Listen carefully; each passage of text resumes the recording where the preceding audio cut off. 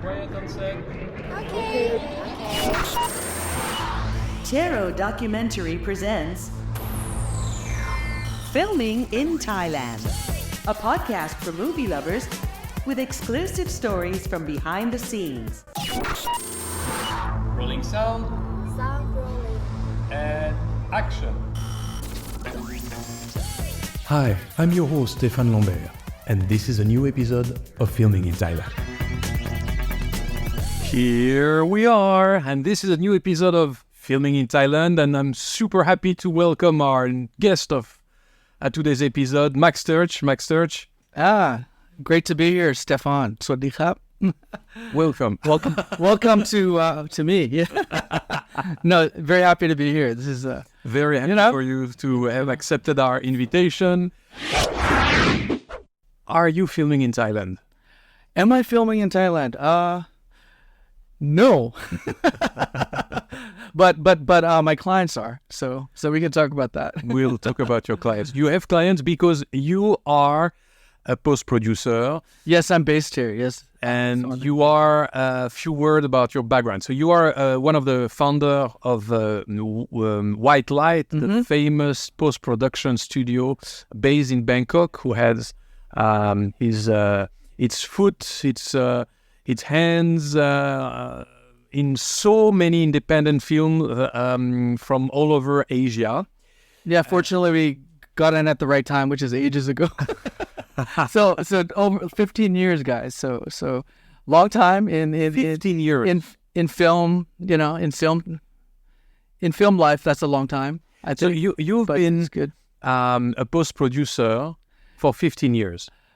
Yeah, actually, I've been a post producer. 15 years, but alongside, I've been an editor even longer than that. So I'd like to. I don't like to think of myself as too old, but it does. Yeah, it does help to have experience because it's something you probably don't talk about a lot. Post production. Sure, but it's a very interesting part of the whole process because there is no movie going to the screen, movie, series, whatever, without this such an important step that is post production. Max, let me just go through your impressive bio that we found on internet. So I guess everything is 100% true because it was on internet. Unless it's fake news. But you, thank you. Go. So you are an airline pilot? No, That's wrong. Okay, that's fake. Okay. So let me find another one. no. We know Stefan knows me, so he should get this right. So this is what we found on internet. So actually, we didn't find anything. Fiat that you will see later on screen. Could find researching for days and nights. That's very difficult to find, you know. But I'm excited. Thanks, Fiat. Let me hear. So you're a bilingual entrepreneur. So I guess one of the languages is English, American English. You were born and raised in Thailand and received an education in film and communication at the University of Notre Dame in the U.S. Where is U.S. It's a French name, but it's in the U.S. in the Midwest. In the Midwest. Yeah, Okay. it's they call it the Midwestern Ivy League. So you are one of the founders of White Light. You will tell us what is White Light. Yeah, I'll tell you. I would say in most of what we see on screen from Southeast Asia went somehow through your hardware, if I can say that. Well, we have humble beginnings as usual. We can talk about that, but don't discriminate against humble beginnings. Fortunately, either directly or indirectly, I'd like to say almost all the independent films that had exposure were exported. Was involved with White Light. I mean, it in some capacity. So yes, very proud of that. So by default, like I get to be. What do you collaborate? In White Light was involved. You mean White Light finance, White Light post-produce, White Light produce, White Light initiated some project? What's the relationship between this independent cinema movement and White Light and you? Good question. So if you rewind, say 15 years when we first started. As you all know, I mean, the Thai media industry is huge, but I mean, if we talk specifically for features and independent filmmakers, it was a new wave of booming time, and it's the right place at the right time. I mean, I didn't start this by myself, so we started White Light Studios, 15 years ago, and each of the founders, I mean, Can you tell us who founders? Yeah, the founders, Sayambu Mukti Pram, Chachai Ketnas, Lee Charamarikul, Ping Yugala, and myself, Max Tersch. The community wasn't that big, but we each knew, and then we were fortunate enough to, I mean, even if they didn't work with us directly, we were friends with them, or we would always we saw the industry grow from a post-production perspective, but we get to see how all these interesting projects like were conceived, and also how they finished, how they were completed through the difficulties, through the triumphs, so that was an amazing experience for me. Okay. To come back from the US and you came back. That's to the US most positive. as a post producer, or you became a post producer here? No, that was my beginnings too. So I was born and raised in the Thai independent film industry here. Okay. And then so that is 15 years ago, and I say that's the most positive thing of being back here. So I'm at the point where I'm willing here with you, willing to share any insight, sometimes you have to know where you come from and to know where you're going. So I think that's the interesting part about. We won't need to use the taser. We both ready to answer. Okay, that's more. But I'm not like you asked in the beginning. I'm not out filming anything. So bear with me. We're talking about post, which is a bit different. But I think we can make it entertaining for anyone interested in filming here, because that's part of the process, a big part. Okay, we've been already talking for 5 hours. Now it's good if we go into things specific. Okay. I have almost 3 jobs. Okay. I edit, and if I'm not editor, at least I supervise the editing team, and the process for finishing post production, and then of course as part of a company, you're always on the lookout for new productions, and people in the industry. So you have to. That's why I'm here. So, you need to meet everybody, share, and also it's win-win. It brings in business. So those are you can do one of 3 things, but as you progress, if you do choose to become a post supervisor, it's good to have experience in these 3 things. It gives you more opportunity. Okay, let's go back. Let's go back to the US, where interesting. You went to school. When did you decide to go into the filming industry, the movie industry, the movie business? I like to say, I was a late bloomer. I mean, I went to film school, but before that, I was just a liberal arts student. I was dabbling in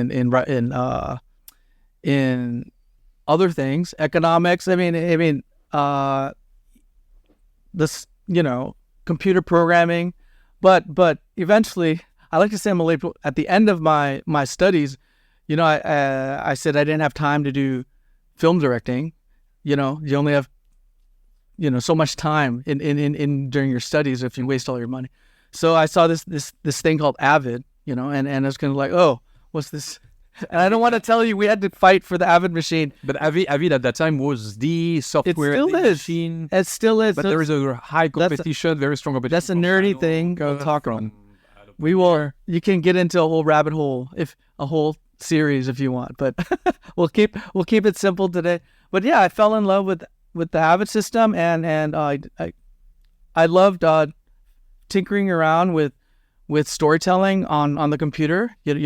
Without having to deal with too many people, kind of introverted at that time. Filmmakers can be introverted, So it opened my eyes as an editor, and people like when I interview post production people, they go, "Do you like to be in the sun or do you like to be in the cave?" So we're more of the cave people. We like AC and we're like Gollum, you know. I have this question in mind. So that was my studies. This was your studies. I studied directly film production So you were and post production. I was in the. So I have was this in in the lab. mind. So you're one of the founders of White Light, but as an editor, as a post-production supervisor, as a post-producer, we could say that you don't need this structure to perform your art, to be what you are. That's true. Would you say that was a necessary step to have this structure, to have these partners, to have a company, a family to perform this, or it could have been you by yourself? The answer is yes. As I explained, you can be by yourself. I mean, What about you personally? but personally, at the time, you don't really. I'm not a. At that time, I couldn't strategize No, of course. that well, but probably if to analyze it, yeah, it was a direct thinking. Like, you're an editor and okay, at the beginning you can like hustle, and with one job, but then you want to grow, you want to get more projects. Sure. So an easy way is to kind of like get your foot in. Hey, to talk to directors. I know you already have an editor, but I can help supervise. It can manage things. There's many levels of supervising. You can start off as a coordinator, even a runner. You can start as a guy who just coordinates, running the hard disks, running the data between, and then or if you're on an indie project, without experience, you can even start with responsibility. Like, look, I'll take all the editing stuff, all the post stuff off your hands. Let me supervise it. I'll make sure you get the right lab. You get the right, subtitlers. You get the right colorists. You get the right sound guys. So you can get involved in more projects. So it was a direct one, and of course, falling into the business structure, it's not the easiest thing in the world. I wouldn't recommend it to everyone because it takes a lot of mental pressure and money and this and that is very risky. But You need to be also involved with the business side, but- not but- only on the creative side. I'm hoping it pays off. In terms of when you get older, then you have people that Sure, you have are there, and responsibilities. then you don't have to do everything yourself all the time. So that's the benefit. What do you think are the quality of a good post-production supervisor? So what are the qualities of a Top good- one? Yeah, the top qualities. The qualities you have or you don't have. You wish you have. Oh gosh, that's a good question. The top quality, patience, which I don't have. Patience. Patience, really, really. It's like probably in film everyone knows the director is the most responsible because if it makes or Captain of breaks, the ship. and of course the money bags, but the person who needs the most patience is the post producer, and I would argue, of course, the producer has to have the most because he's waiting around for everyone to work, and then second to that, I think, is the post supervisor. We need a lot of patience, I have a quote to support what you're saying, and I like this quote. It's from Guillermo del Toro. He says that producers... Hellboy. Hellboy. So Guillermo del Toro says, someone wrote that he said somewhere. Let's believe it's true. So that producers are the captains of the ship, steering it through uncharted waters to bring the story to life. I thought that was the job of the editor. The editor can be like the director's, like, I don't know. I hate to use the word psychologist. So it's very important. We don't have to steer anything. We just have to make sure the director is like healthy, and then we're like his sounding board, and then we can convince him behind the scenes. Because we have access to him. What's happening when the director is not so sure? Because the reason I use the word psychologist is they have to trust you because they're not sure, but they're not telling anybody else. I'm gonna get killed for this because movie making is like super. It can be super insecure, guys. So we see, Sure. we see the meltdowns, we see the indecisions, and but the ones that are successful are patient, and we don't let the secrets out. To tell you the truth, we have their best interests. So we want to create the editing room as a safe space to hash things out. And it can be a good experience, and you can have some pretty bad days because all the pressures. Is it going to be like what do we have? Everyone's expecting, I was told once that I'm the kidding. difference between a fiction and a documentary at the editing level is that once the fiction reach the editing room, you just take all the rough, the different scenes, and you follow the script and you stitch them together. A documentary, you get all the footage, and then you start to create the film, create the narrative start to exist at this stage. Yeah, it's just there's scripted television and there's unscripted, but for the most part, I guess you could say a scripted documentary is like a feature. So Like a feature, you know exactly what you want to get. yeah. So that's a fake doc. I mean, let's talk about the real documentaries that they're. What do you mean the real documentary? They're real. They're not fiction. They're Okay. and you can't script that. You can't script that. You can. Why is that? Why you cannot script? Because you don't know what the people will Unless tell they're- you. You don't know what you will film yet. Well, documentary is you're waiting for the story to unravel while you're working. But you're absolutely correct. We don't like with a documentary. Like right now, I'm working on one that's unscripted, and for example, I asked the director to even have transcripts.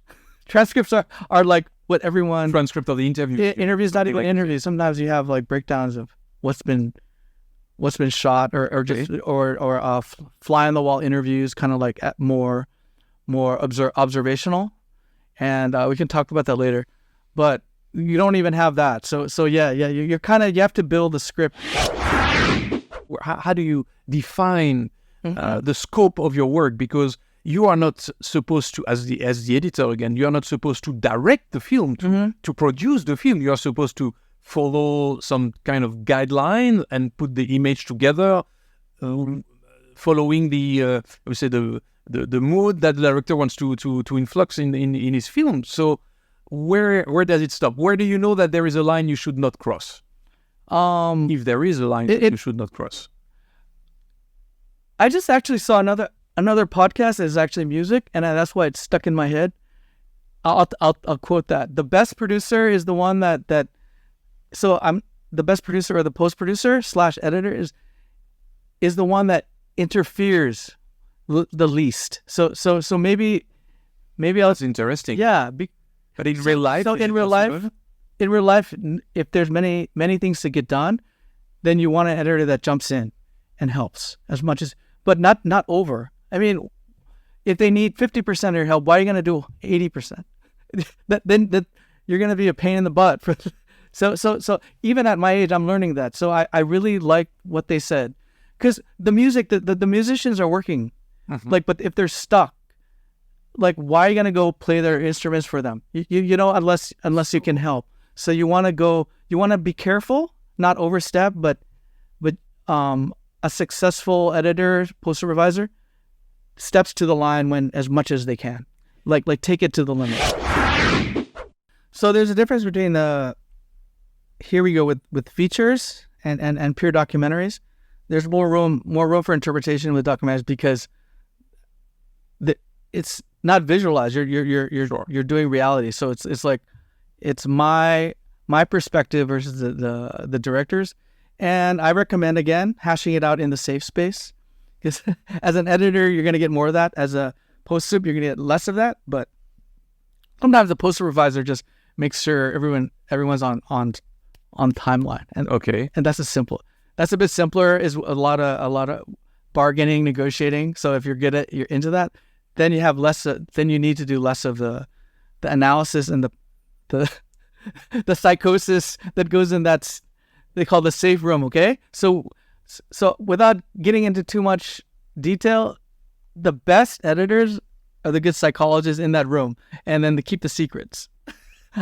Really, we affect it. Okay. We're the first viewers, we're the first listeners. Even if it's an inexperienced editor, he's in there with the director, that they're gonna feel each other. You're quiet, but you know the editor doesn't like it. What are the 5 films, fiction or documentaries that you are the most proud of? Okay. It's easy because I can go all the way back to the beginning, and a lot of people won't know this. So 1850, beginning of the 18 cinema. Yeah, 100 years ago, during the vampire. You look so young. Stay happy. Antanagorn, when I came back, we worked on Saamongkun film. We was shooting on 35 millimeter, and it was creative because I hadn't lived in Thailand, and this is a Thai director giving me a chance, and my friend a chance. We're third culture kids. Our Thai wasn't even clear, but he gave us a chance. So I really appreciate it's the late Antanagorn though. He directed. We worked on Fake, Opatika together, and X-Men, and this was like 15 years ago, and so I worked with him on 3 films, but then after that he did 2 or 3. Some are on Netflix called with Pacharapa, with Pacharapa, it's called Single Woman. But he passed away a couple of years ago, but I totally burnt out after 3 movies, but You did the 3 movies in a row, or how did you? Yeah, we did three in a row, and I just kind of like, I love you, but but it was features. So I'm gonna do a documentary now. There's no pressure or something. I forget, because he was intense, and he died early because he was that intense. He was that. I mean, he's always thinking about. So take care of yourself. But it was shot on film, and he's So he's a good storyteller in terms of I really enjoyed. He made Fake was our first film together. He made a love letter to Bangkok. So if you look back at it, it's almost like a time capsule of Jaruchak, of these places that. So for people who like Thailand, would be fantastic. I mean, in the city, and then I compare it to like he was at that. Today I would compare him to he directed Freelance. Nawapon, he does Bangkok very well. Okay. So I enjoyed. As a director. Yeah, I enjoyed it. You asked for 5. Yeah, sure. And then I moved on. Make it easy for you. 5. Okay. Then I stuck with. Luckily, over 10 years ago, I got a job as assistant editor for P Nui. She's the daughter of Tan Mui, which is of Naresuan. He's the prince director. So there's his daughter. She's the editor for Tompenek, which is one of the auteurs in Thailand. So as a second editor and a post supervisor, worked with them on multiple films. I wasn't directly like the main editor, but I really stuck it out and learned a lot from working with them on Nang Mai, which is a nymph. It went to Cannes on Certain Regard back in the day, and then we did Headshot. Headshot is 10 years ago, but it's like a Thai crime film noir, which is cool.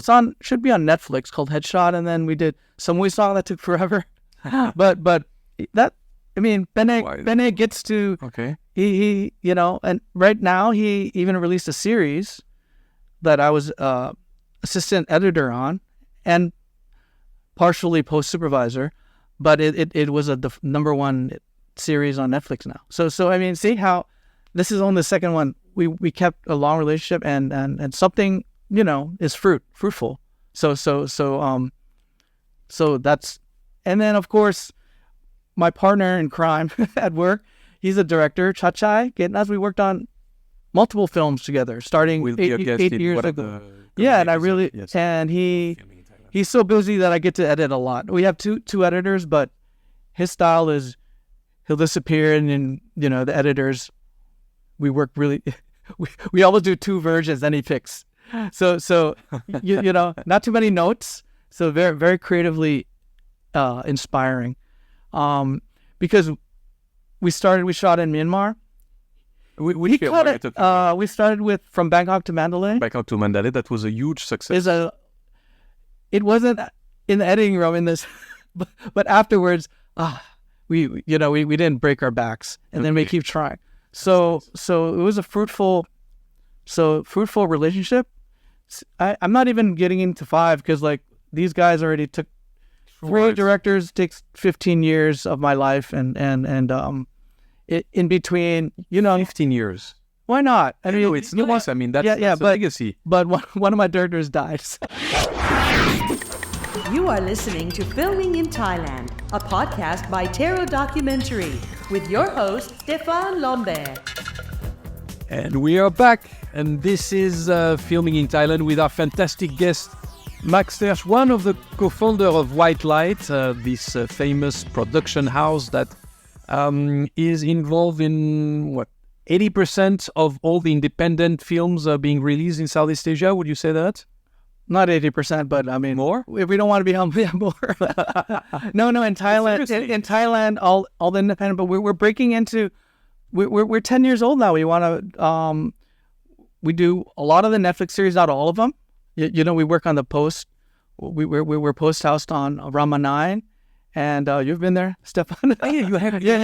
You brought where you have a very cinema kind. house. You brought us some great projects, The Journey, and this and that. We're so grateful for and it's a big industry. It's growing, so we can't keep all of the projects, but we have the big budget stuff and small budget stuff now. When you say big budget or small budget, don't be too specific if you don't want to be too, but just to give the listeners an idea of what is a small budget, what is a big budget. Big budget is what? $1 million.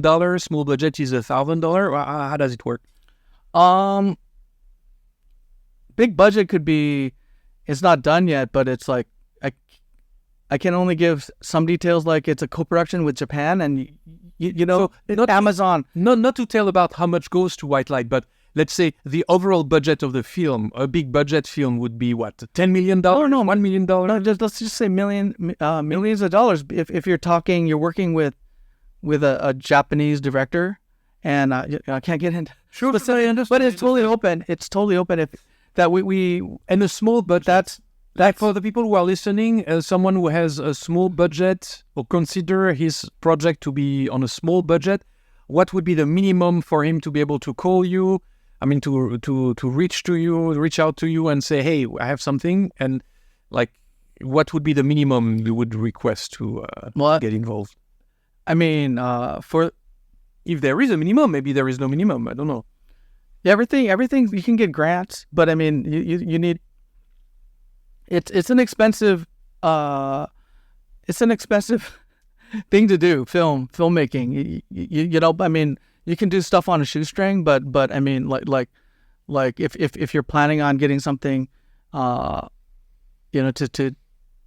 not only festivals, but to at least air on some VOD. I mean, at least have a million baht.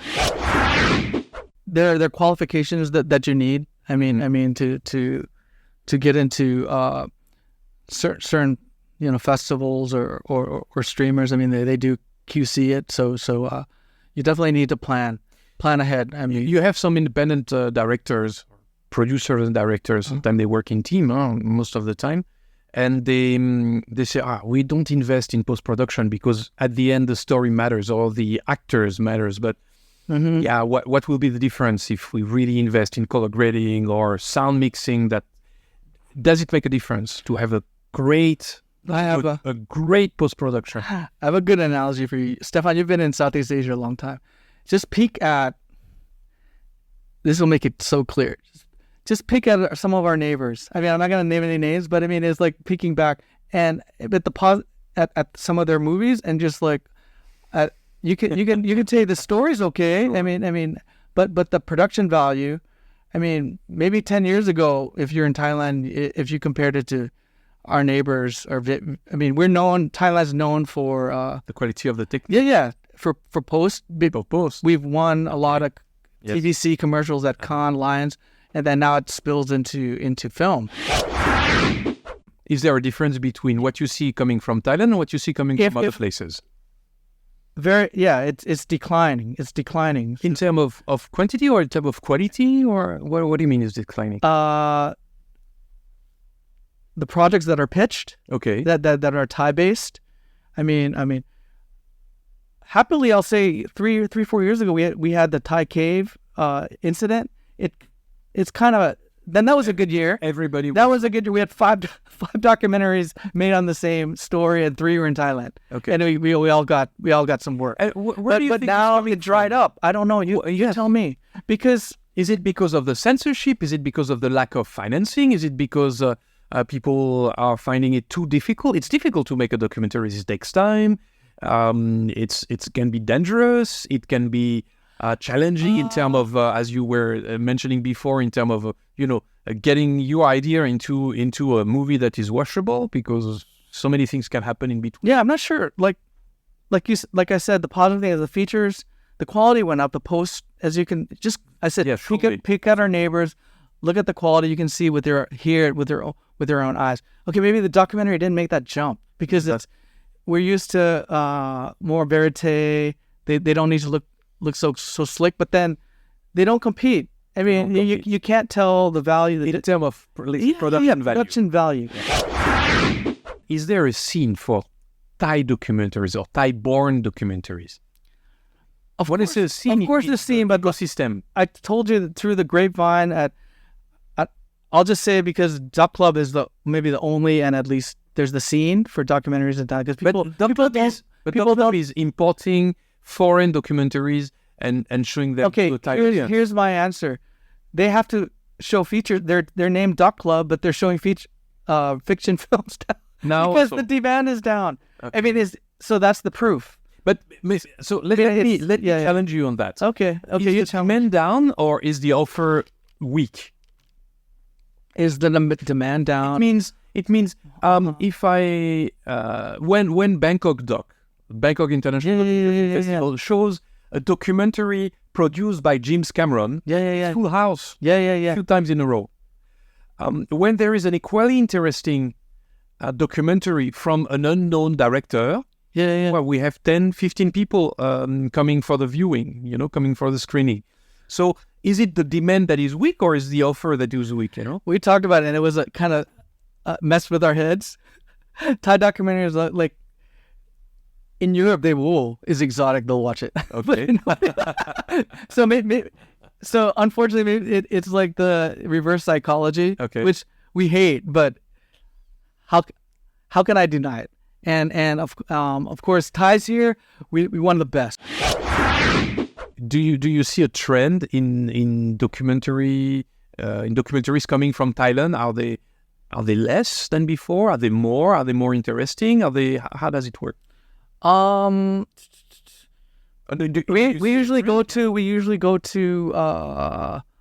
this is from the company side. We go to the film art. I mean that's the way to get a pulse.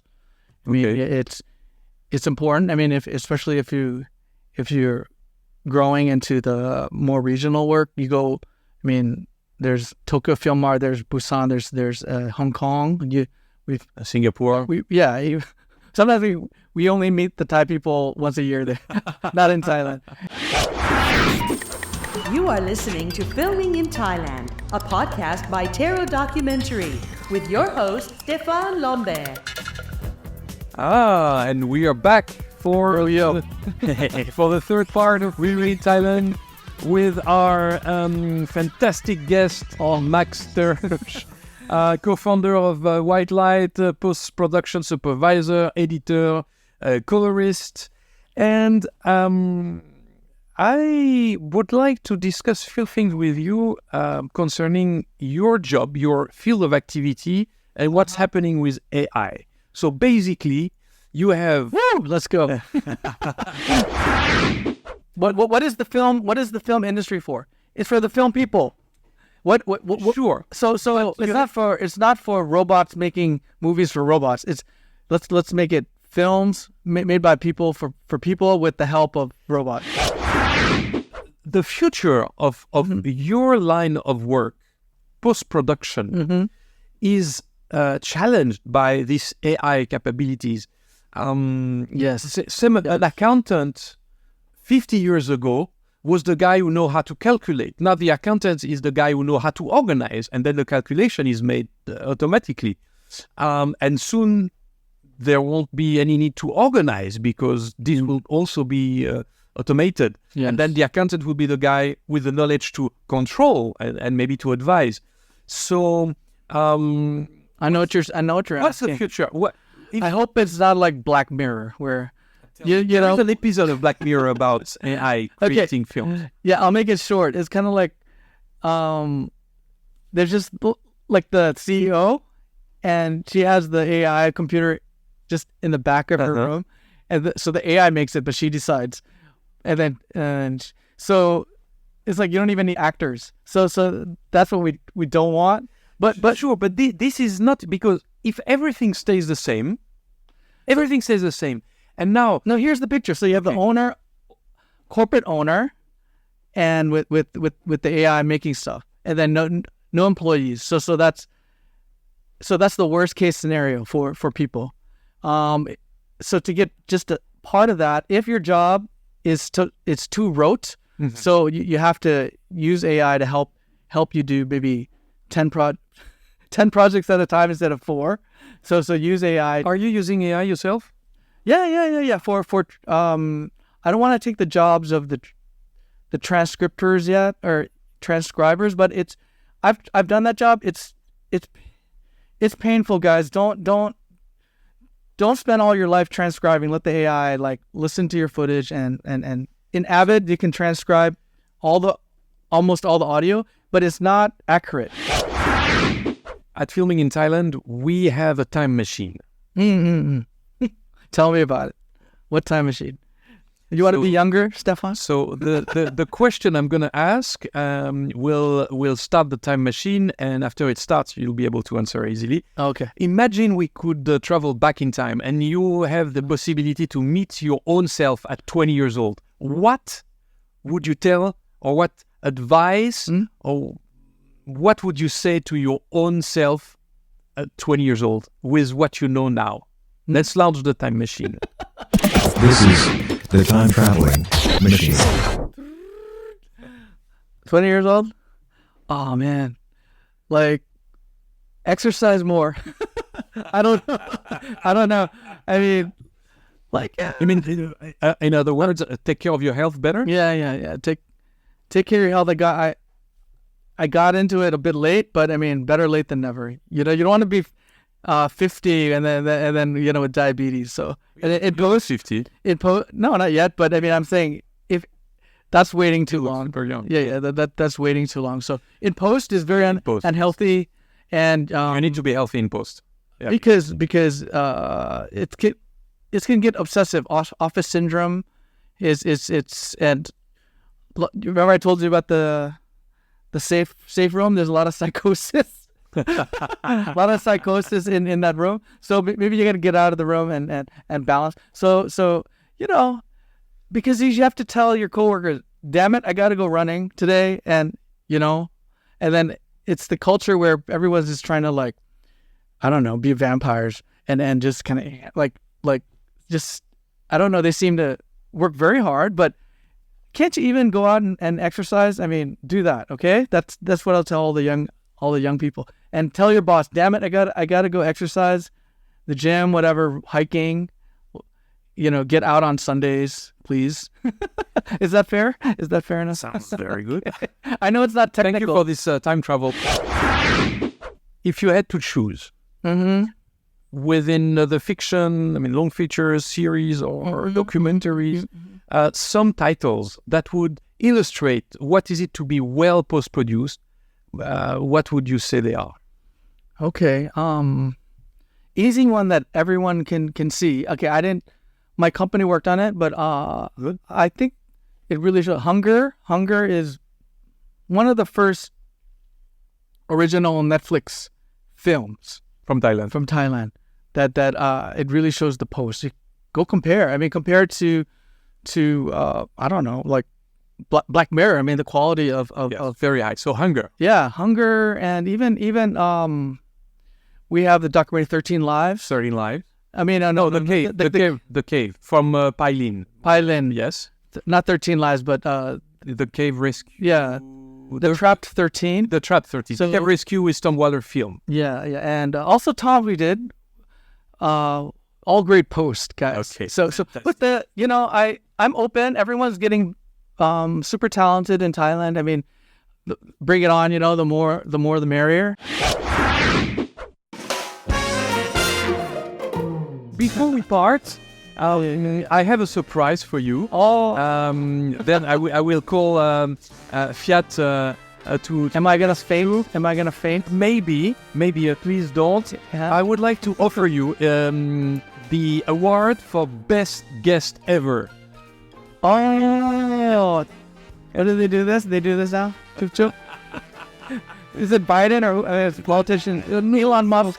Here it is. It's the award for best guest ever. Okay. Don't get too excited. Everybody gets it. Voila. It's the mug. It's the Tersch documentary official mug. Okay, I'll take it, but because I'm a sucker, I like people, so people, you get the best one. I get second best. Me and Tom and whoever I saw, so I'm glad to be with part of all the. So you're part of the Filming in Thailand family. But we want more ties, nah? So more ties on your show. I'll pray for that. Because we need everyone. We need everyone. Like all the crazy foreigners, crazy ties. Let's get together. So Max, thank you very much for coming today. Thank you for all this insight. I wish you the best. What's coming next to your plate? Elephant conservation documentary. So Wow. no, but Passion I was project? back and forth. It's of course everything's a passion. I've heard that words. Everything's a passion project. Okay, that means you suffer for your art. But yeah. I mean, you can't pick and choose everything you do. But I'm happy. We talked about documentaries, and this is it's not controversial and fun, but I mean it's important. So we keep at it. And thanks for watching. I hope I can be back. And of course. we need to keep practicing. We'll keep your phone so that we'll sure be back. Yeah. I have one thing to tell you. À bientôt. A bientôt. Kopunta. Okay, people, fantastic. That's a wrap. Gosh, I forgot to record. We have to start again. That was Filming in Thailand, an original podcast brought to you by Tersch Documentary on Rudi Podcast, with your host, Stéphane Stéphane Lambert. Thank you for listening and stay tuned for our next episode of Filming in Thailand. Voila.